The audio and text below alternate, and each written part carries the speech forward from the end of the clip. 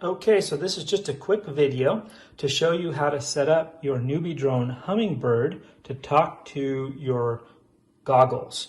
So first step is getting on the right channel. This guy ships on band F, channel 7. So if you don't know what that means, just look at your goggles, push the buttons, and figure out how to get on band F, channel 7. Once you do that, you're going to see exactly what the Hummingbird sees coming out its camera right there. Now, right now, what it's seeing is just the box, the Beta FPV box, and you'll see why in just a moment. Just because we want a semi-clean background to throw that OSD up on, the on-screen display. So right now, you should be on F7.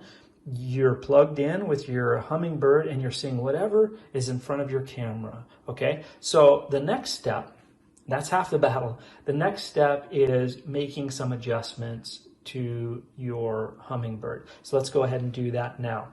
What you do in order to bring the on-screen display up is you yaw left, that means move this way, and pitch forward. So this is throttle, that's yaw, this is pitch, and this is roll, okay? So go ahead and yaw left, pitch forward. And right now, on our on-screen display, we should see the VTX under menu, OSD, FC, RX. Now, we're only going to need to mess with a couple of these, but let's go ahead and go into VTX first.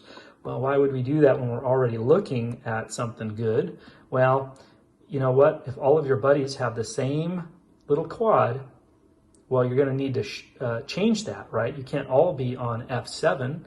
You need to be on maybe A, B, or C, a different number. And every one of those corresponds with a different frequency. Notice down here that F7 is on this frequency, 5860. And you'll notice when you change to a different channel, that frequency, and then you'll want to change your goggles to match that frequency. You want to be on the identical frequency. And of course, power is set at max. This is only a 25 milliwatt device here that I'm working on, so max is appropriate. Okay, so we can go ahead and exit out of this menu. So change it to the band and channel that you want. Now let's go into the OSD. There, we're going to leave the defaults alone. This is basically where you want your warnings, RSI, and name position. So these are where all of the I can throw up a little chart here. Let's see if I'm able to do that, because all of these correspond, these numbers, 30, 28, 29, correspond to a position on the display. So you can control where the volume, RSSI, and name is positioned. But in reality, we don't need to worry about that. Or not volume, I keep saying volume, voltage.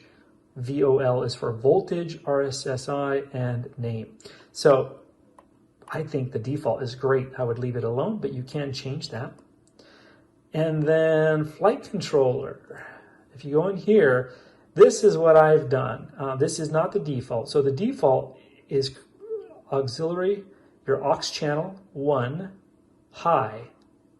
AUX 1, high is what turns this thing on. And then the altimeter is off, which is not applicable for most quads. Level at, so that's a level, meaning the level mode you want on, and race and horizon mode you want off. This is for a lot of racers or those that are flying in tight quarters, but you can turn race and horizon on and actually change aux 1, aux 2, aux 3, whatever. Basically, those are the switches on your controller. Based on how you have those configured, you can turn them on and off and so on. My recommendation is just to leave everything off except for level. And then, of course, you have the name of your quad as well. So let's exit there. What's last is RX. You won't need to mess with any of this. This is if your trims are off, you can easily adjust your trims by changing these numbers here. And then finally, you would save and exit. If you just went to exit, it would lose all of your settings. So now let's go ahead and assume that you like what you put for your VTX. Likely you left OSD default. You like what you did on your flight controller, pretty much everything off except for level, and didn't touch RX. In most cases, you saved and you exited. I'm going to go ahead and exit in this case. All right, that's pretty much it. This is what it looks like for me. You see your flight time on the far left, your RSSI right below the time, your mode, which is L, that's above the name of your quad. F7 is the VTX channel, and actually the frequency is right to the right of it. And then your volume, did I say volume yet again? No, your voltage, 3.7 volts. So yeah, 3.7 volts. Watch that very carefully. As soon as it starts flashing, come in. In fact, I like to come in around 3.3. I don't like to go below 3.2 just to keep battery health. So anyway, hopefully that's helpful, and we'll get you started.